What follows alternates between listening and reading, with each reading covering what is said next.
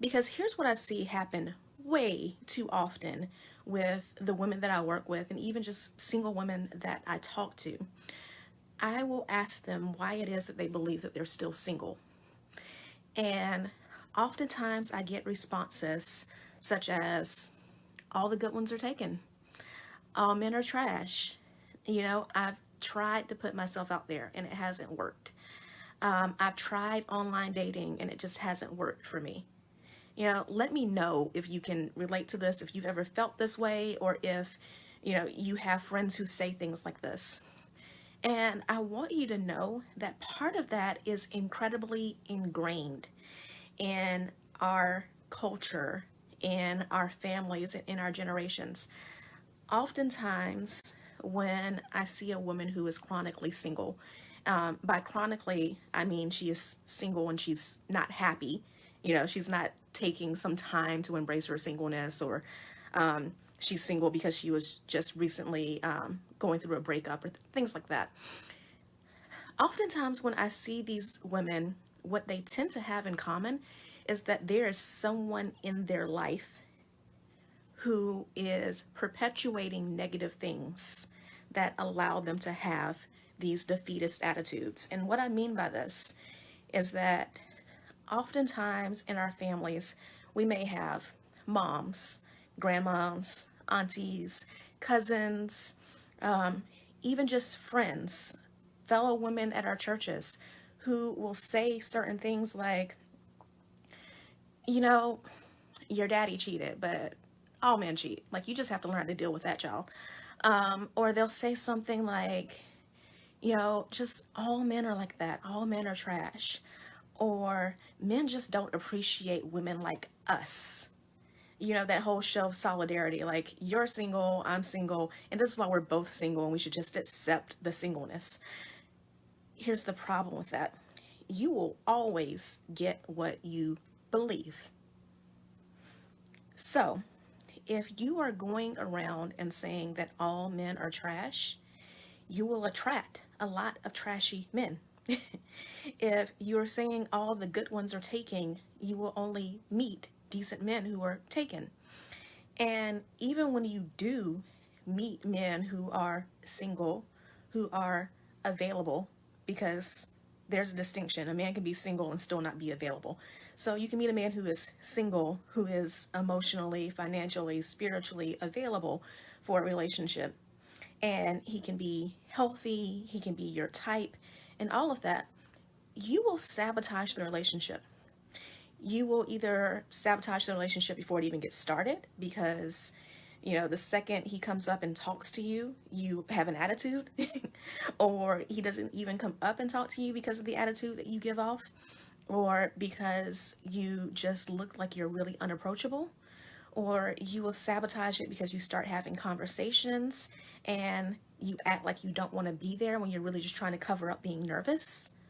Or you get in a relationship with someone who is healthy, and because you have not healed yourself, because you do not know how to have healthy communication, how to allow yourself to be vulnerable, how to set boundaries, and how to trust, you will sabotage the relationship because you don't set boundaries and you believe that this perfectly good man is supposed to be a mind reader.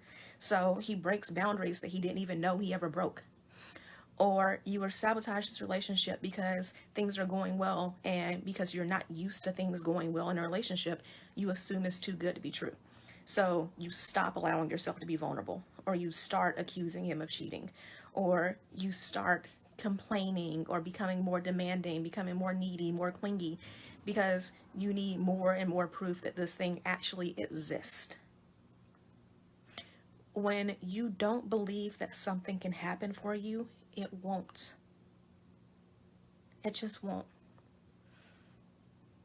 You know, Oftentimes I talk about the fact that sometimes you may not have met that purpose partner because God is protecting you. He knows that you're not ready. He knows that you're in a season where if he were to present you with your purpose partner, you would sabotage relationship because you're not healed. And a lot of women will go yes and amen to that. Like, it's just not my season yet, but he's coming, he's coming. But then they don't believe that he's actually coming. Because, boo, I say this with all the love in the world. If you truly believed, if you really and truly believed that God had the right man for you, that your purpose partner was on the way, then you would be preparing to become a wife. And that preparing to become a wife is letting toxic people who would sabotage your relationship go. Preparing to become a wife is learning how to set some boundaries and learning how to communicate those in a way that is healthy, that is still loving, that is still respectful, and that doesn't come off as a nag. If you were preparing to be a wife, then you would be healing yourself. You would be healing from any trauma from your family members, from any old friends, from any past romantic relationships, because you know that it's not fair to bleed all over a person who never hurt you. So if you truly believe that your partner is out there, that God has a man for you, if you truly believe that God not only has a man for you, but one who is a good man, who is a protector, who is a provider, who is healthy, who will have a healthy family with you, and the two of you will break generational curses together. If you believe those things, what are you doing to match that belief? And that looks different for everyone. You know, for some women that is a therapist, for some women that is a dating coach like me, for some women that is hiring a matchmaker. All three do different things. So make sure you know what it is that you need. For some women, that's reading more books. For some women, you don't need coaching, you don't need therapy, you don't need any of that. You already know what you're supposed to do. You're just too stubborn to do it. You're just too fearful. You're too fearful to let go of that trash relationship that you're in because you're afraid that you'll be alone. You are too fearful to let go of certain friends of yours that you know mean you no good because you're afraid to be alone. You are too fearful to set boundaries because you're afraid people won't like you. Let me go ahead and tell you, those people don't like you. They like abusing you. So if you truly believe, let your actions match it. If you truly believe, then stop settling. If you truly believe, get yourself right. Do what you need to do to be just as great of a partner to your future husband as you want your future husband to be to you. But if you're not doing those things, love, it's because you don't believe it's possible for you. I can't change your belief. I wish I could. I wish I could wake up in the morning and every woman I know, every woman I see, every woman in my circle, every woman who follows me on social media is all of a sudden highly confident and knows how to set boundaries and loves herself.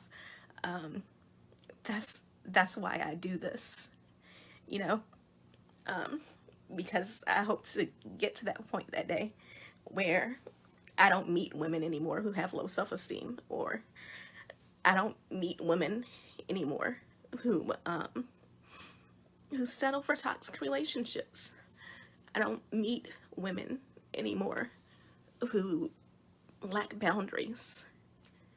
You know, excuse me for being emotional, but I am really passionate about what I do. But I just want to say it starts with belief. And whatever you have to do, whoever you have to hire, whatever book you have to read, whatever journaling you need to do, whatever praying you need to do to get to that belief, please do it.